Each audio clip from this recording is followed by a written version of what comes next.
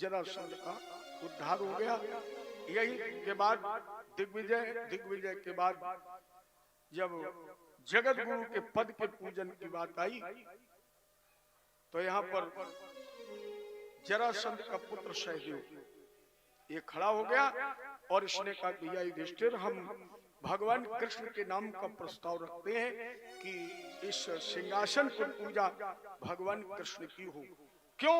भगवान ने वो कार्य किया है इस यज्ञ के शुभारंभ में जो कार्य हमें आपको करने में आज शर्म लगती है।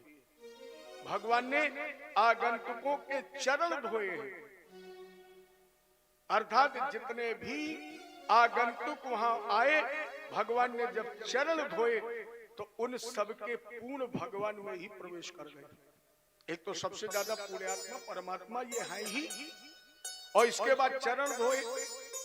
अब यहां से ध्यान देना, आपके घर में कभी ब्राह्मण आए, संत आए और गुरु आए, परनाले की तो बात छोड़िए, भगवान के पैर कभी आप जमीन पर भी न धोएं, पात्र में धोएं। लेकिन निवेदन है तभी पात्र में धोएं जब आपके अंदर उस चरणामृत को पीने की क्षमता हो, और अगर पीने की क्षमता ना हो तो उसे निरर्थक फेंकने के लिए मत धोइए, क्योंकि उसमें उस ब्राह्मण गुरु संत की सारी तपस्या सन्निहित है, सारे पूर्ण सन्निहित हैं। इसलिए श्रद्धा हो तो धोइए, उसे पीजिए और पीने के बाद पूरे मकान में अशुद्ध वाली जगह छोड़ करके छिड़क दीजिए, उसे निरर्थक फेंकिए नहीं। ये नहीं कि गुरुजी आए तुमने पैर धो लिए और इसके बाद गुरुजी के देखते देखते नाली में फेंक दिए, क्या मतलब है? ये सरासर अपमान है। और ऐसी जहाँ व्यवस्था हो, हम तो कहते हैं एक बार धोखे से धुल जाए, फिर उस घर में उस ब्राह्मण को अपने चरण धुलाने भी नहीं चाहिए। धुलाना तो दूर जाने नहीं चाहिए, क्योंकि उसकी तपस्या, उसके पूर्ण और उसके सत्कर्मों का उसके सामने दुरुपयोग हो रहा है, अपमान हो रहा है। तो निवेदन है आपसे, अगर श्रद्धा हो तो आप पात्र में धोएं, चरणामृत लें, अपने मस्तक पर लगाएं, अपने परिवार को पिलाएं, अपने घर के सभी जगह छिड़क दीजिए। फिर उसका प्रभाव तो देखिए, साल 2 साल में प्रभाव तो देखिए। जो लोग पूजा कर रहे हैं ये श्रद्धा से, तो भगवान ने चरण धोए। 2 ही चीजें तो पवित्र हैं। लोग भोजन करते हैं, भगवान ने वो पत्तल उठाई और चरण धोए, तो इनसे ज्यादा यहाँ कोई पुण्यात्मा था ही नहीं। अरे हमें पता नहीं है, नहीं। जय जय श्री। परिणाम स्वरूप जब सहदेव ने भगवान के नाम का प्रस्ताव रखा, विरोध किया शिशुपाल ने, 99 गाली दी, भगवान ने सचेत किया। शिशुपाल सावधान, सभी गाली दी, भगवान ने फिर सावधान किया। लेकिन 100 के बाद जब पहली गाली दी तो चक्रेण छोरधारेण, भगवान के हाथ में चक्र आ गया। कहीं कहीं प्रमाण मिलता है भगवान ने पूजन की थाली ही उठा के फेंक दी। शिशुपाल का सर धड़ से अलग हो गया, ज्योति निकली जो भगवान के रूप में ही समाहित हो गई। देखो शिशुपाल भी ये पार्षद है भगवान का, द्वारपाल हर के प्रिय, तीसरा जन्म है। जन्मते समय इसके 3 आंखें 4 हाथ थे। आकाशवाणी हुई थी जिसकी गोद में जाने से इसकी 1 आंख और 2 हाथ नष्ट हो जाएंगे, उसी के द्वारा इसकी मृत्यु होगी। तो माँ ने कन्हैया से पूछा क्या अपने भाई को तुम स्वयं मारोगे? भगवान बोले हम अपने भाई के 100 अपराध क्षमा कर देंगे। बुआ जी ने पूछा एकांत में या सभा में? भगवान बोले सर्वाधिकार सुरक्षित, चाहे सभा में 100 अपराध करे भीड़ में और चाहे एकांत में करे। हालांकि भगवान ने समझाया था शिशुपाल को, शिशुपाल मेरा विरोध मत करो, हम तो तुम्हारे भाई हैं, तुम्हारे मामा के लड़के, तुम्हें प्रसन्न होना चाहिए। शिशुपाल ने कहा हमारे होते गम्मो चराने वाले ग्वाले का पूजन होगा। भगवान बोले फिर भी विरोध मत करो, हालांकि तुम कर रहे हो इसका कारण है क्या? कबीरों का बाल नब्बा का हुआ और निर्बल ही सदैव उसे सताए गए। पाद अपने टेढ़े कभी काटे गए और सीधों पर आरे चलाए गए। सिंघे न बल पर चढ़े कभी, अब बकरे ही बल बेदी पर चढ़ाए गए। विषधर को दूध पिलाया गया, विषधर को दूध पिलाया गया, लेकिन किचुआ कटिया में फंसाए गए। वीरों का बाल नब्बा का हुआ और निर्बल ही सदैव उसे सताए। लेकिन शिषपाल फिर भी नहीं माना। भगवान क्या से इसका सापोद्धार होना था। मनसा ने सुता उष्मत पूर्व शनका दिया, जो शनकादिक ऋषियों का श्राप था, उसमें ये तीसरा जन्म शिषपाल, इसका उद्धार हो गया। भगवान का पूजन हुआ और इसी पूजन के बाद जब उस यज्ञ का शुभारंभ हुआ तो द्रौपदी के द्वारा दुर्योधन का अपमान हुआ। मैदानों के बनाए वो महल देख रहे, द्रौपदी ने अट्टहास किया और केवल एक बात बोल दिया, अंधों के अंधे पैदा होते। राजा ने व्यक्ति को बहुत सोच समझ कर तौल करके बोलना चाहिए, क्योंकि सभी लोग जानते हो बंदूक से निकली हुई गोली और मुंह से निकली हुई गोली ये वापस नहीं हो सकती। अगर द्रौपदी ने एक वाक्य ना बोला होता तो शायद ये महाभारत का युद्ध न हुआ होता। हालांकि युद्ध तो ये कई पीढ़ी से चल रहा है, उसमें मुझे जाना नहीं है, क्योंकि ये युद्ध तो केवल दानवीर कर्ण और अर्जुन के बीच का था। लेकिन उसकी भूमिका इस द्वापर में द्रौपदी के द्वारा ही रखी गई। और सत्यता भी यह है कि यह युद्ध दो ही ने तो लड़ा है, कृष्ण ने और द्रौपदी ने। इसका प्रमाण दिया किसने?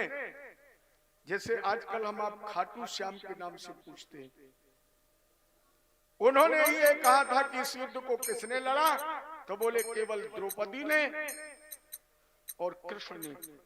कृष्ण का चक्र चल रहा था और द्रौपदी खप्पर लेकर के इन पापियों का रक्त पी रही। लेकिन मेरा केवल एक निवेदन, कभी भी आप किसी से हास्य व्यंग मजाक करने से पहले ये सोच लें कि इसकी प्रतिक्रिया क्या होगी। द्रौपदी ने व्यंग किया, प्रतिक्रिया में महाभारत का युद्ध हुआ, जिसमें 18 अक्षरी सेना मारी गई। भीम ने 99 कौरवों को मारने के बाद दुर्योधन की दाहिनी जंघा, कृष्ण ने इशारा किया है, बलराम जी ने कहा, एक कृष्ण, यह युद्ध के नियम के विपरीत है। भगवान कृष्ण मुस्कुराए और बोले, दौआ युद्ध में सब चलता है। भगवान कृष्ण ने संदेश दिया, या तो लड़ो नहीं, भारत प्रेम की नगरी है, इसमें लड़ो नहीं। अब भगवान ने कहा अगर लड़ना व्यवस्था हो जाए, लड़ना मजबूरी हो जाए, लड़ना किसी की समस्या का समाधान हो जाए, तो फिर इसलिए मत लड़ो कि हम हार जाएं। पहले तो लड़ो नहीं। जैसे भी चुनाव आ रहा है, लोग कहते हैं भले हार जाए लेकिन लड़े हैं। अरे फिर क्यों लड़ोगे जब पहले कह रहे हार जाओ? मत लड़ो।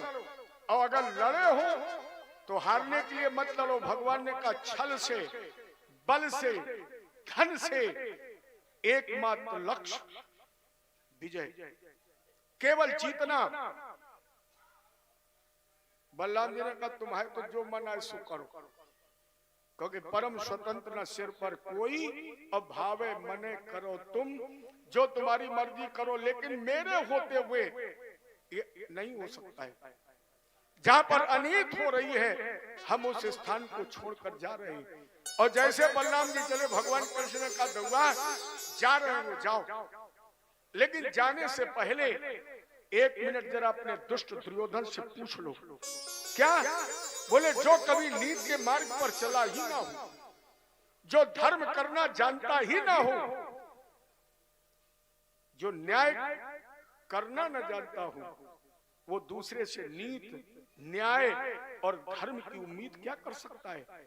पूछो दौआ इस दुष्ट दुर्योधन से कि जिस समय मेरे 16 वर्षीय भांजे पर 7 महारथियों ने एक साथ मिलकर आक्रमण किया था, उस समय इसका धर्म कहां था?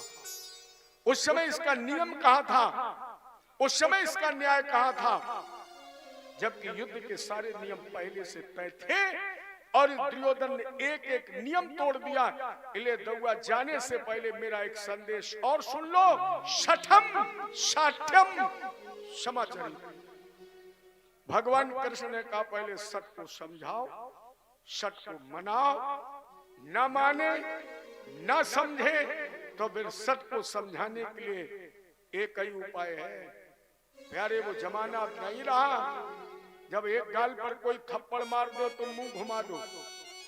अगर तुमने दूसरा थप्पड़ गाल कर दिया तो मारने वाला ये नहीं सोचेगा कि अब मत मारो, वो 2-4 मार देगा। इसलिए अब जो तुम्हें एक थप्पड़ मारे उसके जवाब में भूसा मारिए। सत को समझाने का एक ही उपाय है कि सत के साथ सस्ता का व्यवहार करिए। बलराम जी नाराज होकर के चले गए। भगवान ने ताल ठोक दी, भीम ने गदा उठाई, हुंकार भर के जैसे गदा का वार किया, दुर्योधन की जंघा टूट गई। यदा मृदे कौरव संजयानाम अवीरेश्वथो वीर गतम गतेषु। यही से भागवत जी का शुभारंभ हुआ। और जब दाहिनी जंघा टूट गई, भगवान कृष्ण ने सत्य धर्म न्याय की ध्वजा फहराई कुरुक्षेत्र के मैदान में और एक संदेश दे दिया। कौन? अरे सारा जोर लगा ले जमाना, सारा जोर लगा ले जमाना, कितना जोर लगाएगा पर भारत में भगवान का झंडा कभी न झुकने पाएगा। भारत में भगवान का झंडा कभी न झुकने पाएगा।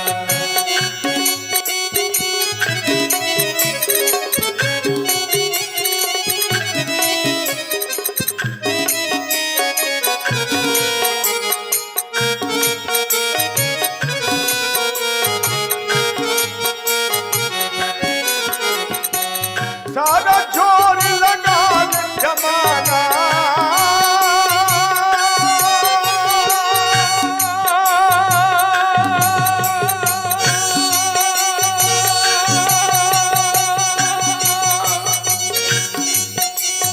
सारा जोर लगा जमाना, कितना जोर लगाएगा। भारत में भगवान का झंडा कभी न झुकने पाएगा। भारत में भगवान का झंडा कभी न झुकने पाएगा।